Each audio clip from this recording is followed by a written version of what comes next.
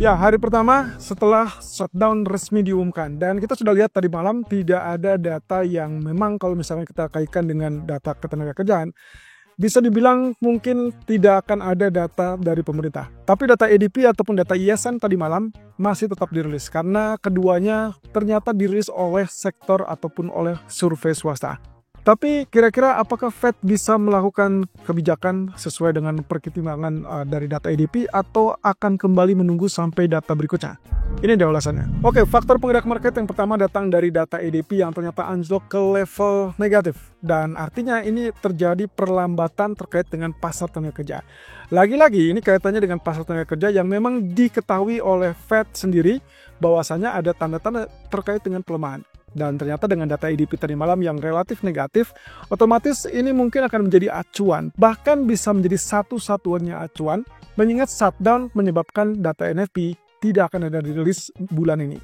Nah, kita belum ketahui sampai ke detik akhir besok apakah ini akan shutdown sementara atau shutdown yang berminggu-minggu.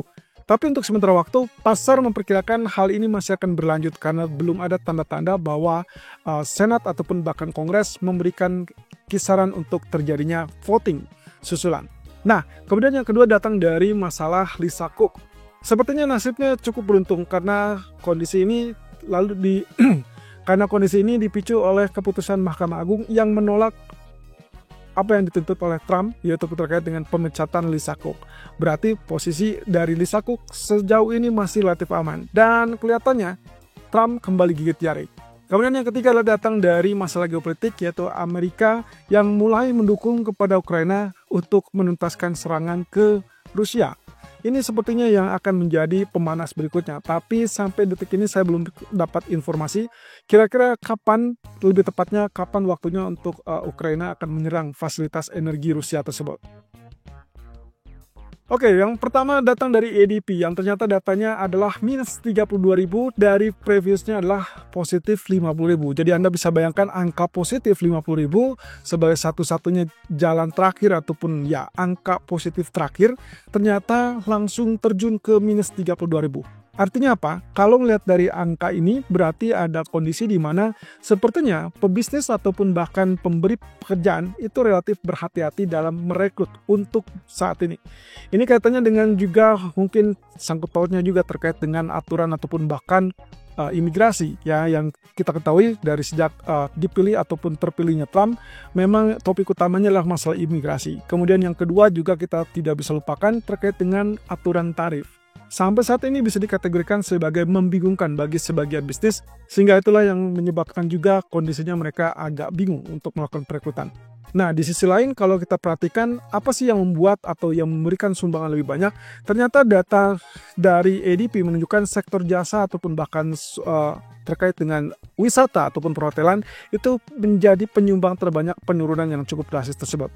Bayangkan dari sektor jasa terjadi penurunan sampai minus 28.000 dari sebelumnya plus 42.000, sementara wisata itu turun dari kurang lebih 50.000 menjadi minus 19.000. Jadi praktis dari hal ini kita mungkin bisa dikategorikan ada pertanda ataupun arah menuju kepada perlambatan tenaga kerja.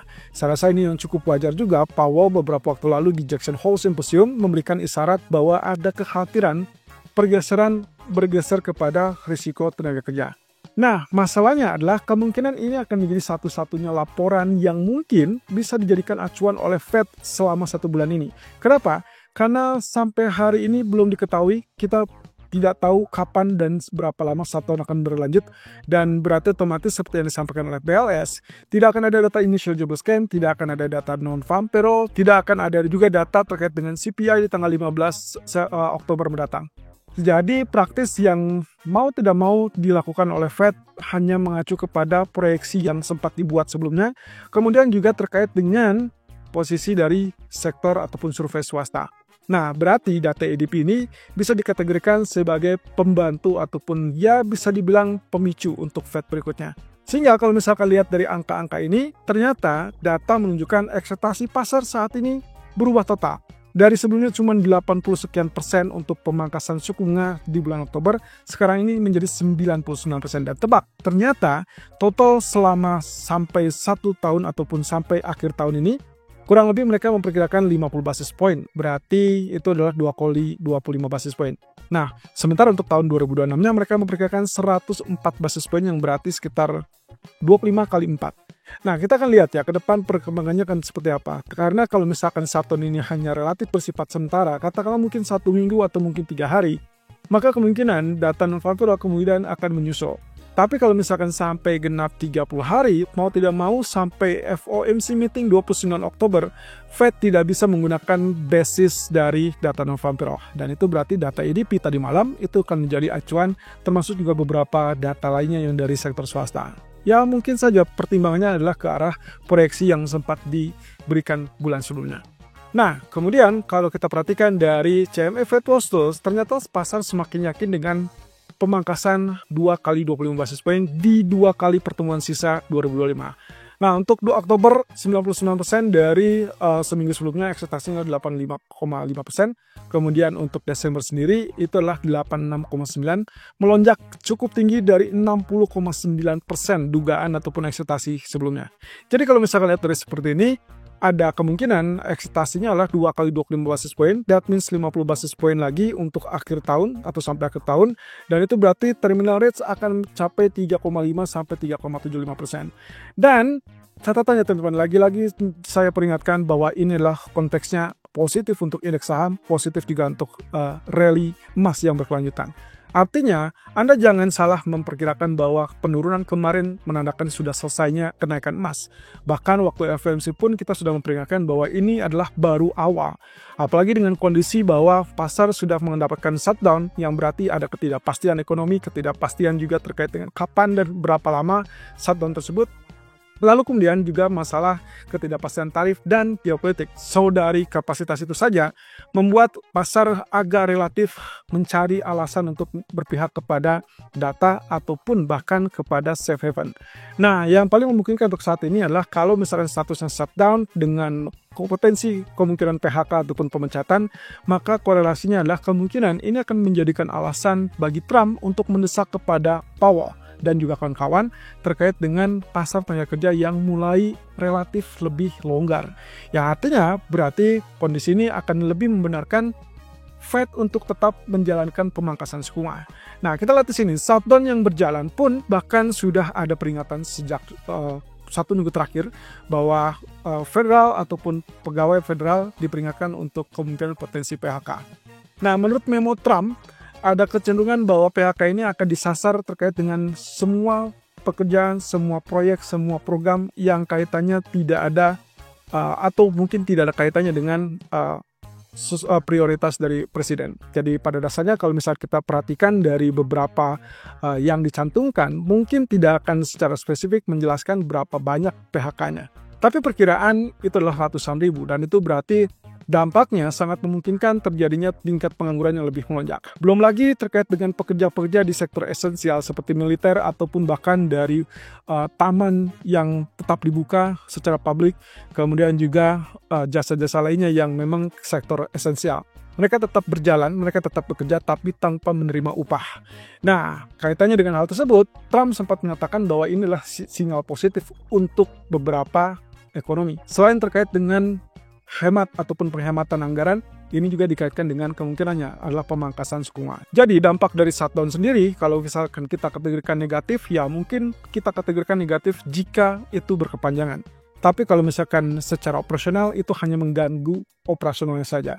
Dan secara keseluruhan, kalaupun itu dianggap mengganggu gara-gara ada ancaman PHK, yang akan kita lihat dalam 1 hingga 2 hari ke depan, artinya hari ini dan besok, kita baru akan lihat secara total berapa banyak yang terjadi atau yang dilakukan PHK. Ini berarti kaitannya dengan tingkat pengangguran yang nanti akan dirilis kalau misalkan shutdown selesai tentunya. Nah, tapi apapun itu, berarti Fed setidaknya punya ancar-ancar, tidak sedemikian rupa bahwa dia blindfold ataupun mereka memutuskan secara membabi buta ataupun bahkan tidak punya acuan. Jadi dari data-data survei swasta mereka masih bisa memberikan keputusan dan diperkirakan akan tetap melakukan pemangkasan 25 basis point di bulan Oktober. Oke, ini kaitannya dengan penolakan dari Mahkamah Agung untuk masalah pemecatan Lisa Cook yang diinginkan oleh Donald Trump. So, katakanlah kalaupun misalkan ini sebagai safe untuk Lisa, posisinya masih safe hanya sampai ke Januari. Karena di bulan Januari kemungkinan Trump akan menyampaikan keberatan ataupun bahkan beberapa argumen. Tapi sebelum itu mungkin kita akan relatif lebih safe, karena berarti menganggap bahwa setidaknya Trump tidak bisa mengacak-ngacak posisi dari Lee Sha-kuk. Dan itu berarti masalah independensi dari Bank Sentral relatif terjaga untuk saat ini. Nah, tapi terlepas dari hal tersebut, di bulan November juga akan ada pengadilan terkait dengan penentuan apakah tindakan ataupun tarif Trump itu resmi akan tetap berjalan atau mungkin segera diperintahkan untuk dibatalkan. Nah, artinya ini adalah kembali lagi ke masalah ketidakpastian terkait dengan tarif sampai ke akhir tahun. Berarti otomatis ini akan membuat kenapa market berpikir terkait dengan pemangkasan suku bunga dan juga terkait dengan safe haven emas. Oke. Terkait dengan Rusia Ukraina, saya rasa saya tidak punya komentar lagi terkait dengan hal ini selain memperingatkan tentunya selama tidak ada perang fisik ataupun kontak fisik atau dalam artian kontak senjata, maka apa yang dicanangkan oleh Amerika terhadap Rusia ataupun bahkan mungkin saja dari Ukraina yang akan menyerang energi ataupun fasilitas energi Rusia, kelihatannya kita tinggal menunggu waktu. Apakah itu akan terrealisasi atau tidak? Atau mungkin saja tiba-tiba Rusia datang dengan konteks bahwa akan membawa jalur perdamaian. Kalau itu yang terjadi, berarti tidak akan ada yang perlu dikhawatirkan terkait dengan geopolitik. Tapi kalau misalkan ternyata betul-betul terjadi, maka yang paling potensial lebih dulu mengenai kenaikan adalah harga minyak. Dan saat ini harga minyak masih relatif tenang dan bahkan relatif turun. Termasuk juga mereka mengantisipasi terkait dengan kebijakan OPEC di hari Minggu. Nah, kalau misalkan kita perhatikan dari sini, berarti yang harus kita waspadai adalah kemungkinan sewaktu-waktu Rusia diserang atau Rusia yang menyerang. Berarti kalau kita tunggu Ukraina menyerang fasilitas energi Rusia, maka sinyal yang paling memungkinkan adalah intelijen dari Amerika yang dikatakan akan memberikan atau diberikan kepada Ukraina sebelum mereka melakukan serangan kepada fasilitas energi. Dan tentunya terkait dengan rudal ataupun misil jarak jauh, yaitu kaitannya dengan Tomahawk ataupun Barakudas yang katanya menurut isu sudah di ACC oleh Trump, tapi keputusan bulatnya belum terjadi. Jadi kita akan tunggu sampai itu terjadi. Saya rasa perlu kita ingatkan kembali, di akhir pekan tetap berhati-hati, waspada dengan kondisi geopolitik yang sewaktu-waktu bisa terjadi kemelut. Oke, data untuk hari ini dan sekaligus juga pengingat untuk besok malam. Teman-teman, saya kembali ingatkan di sini bahwa selama shutdown dan tidak diketahui kapan selesainya shutdown, maka data ekonomi seperti non-farm payroll, initial jobless claim, ataupun bahkan data inflasi CPI dalam tanggal 15 Oktober itu tidak akan dirilis. So, malam nanti kita hanya melihat factory orders yang menurut saya ini kategorinya tidak terlalu menggerakkan market atau merubah sentimen market. Tapi who knows, mungkin market butuh semacam kejutan ataupun lecutan sehingga mungkin saja factory orders ini pun akan dirilis. Karena semua data swasta itu akan sangat sensitif untuk market dan menjadi faktor penggerak untuk sementara waktu selama shutdown. So, perhatikan data yang relatif lebih tinggi atau jauh lebih tinggi kemungkinan akan mendorong dolar, tapi yang relatif lemah tentunya akan menekan dolar. Nah, di sisi lain kita juga di hari Jumat tidak akan ada melihat data non-farm payroll, termasuk juga tingkat pengangguran atau unemployment rate. Jadi perhatikan saja data ISM non-manufacturer atau ISM service PMI, termasuk juga pidato dari Bailey dan juga masalah data PMI lainnya. Oke, berarti dengan demikian teman-teman, saya rasa kalaupun misalkan tidak dapatkan non-farm payroll, yang paling penting di hari Jumat adalah data ISM PMI. Dan itu berarti tertuju kepada ISM Service atau ISM Non-Manufacturer PMI. Kalau begitu, asumsi saya adalah setiap penurunan, baik itu pada pasar saham ataupun pada pasar emas, pada dasarnya itu adalah memberikan isyarat bahwa kalaupun terjadi indikasi penguatan kepada ekonomi Amerika, pertanyaan selanjutnya adalah apakah itu akan membebani atau mengurangi ekspektasi penurunan suku bunga apa tidak. Kalau tidak, berarti penurunan apapun di saham dan juga di emas itu hanya bersifat temporary atau sementara.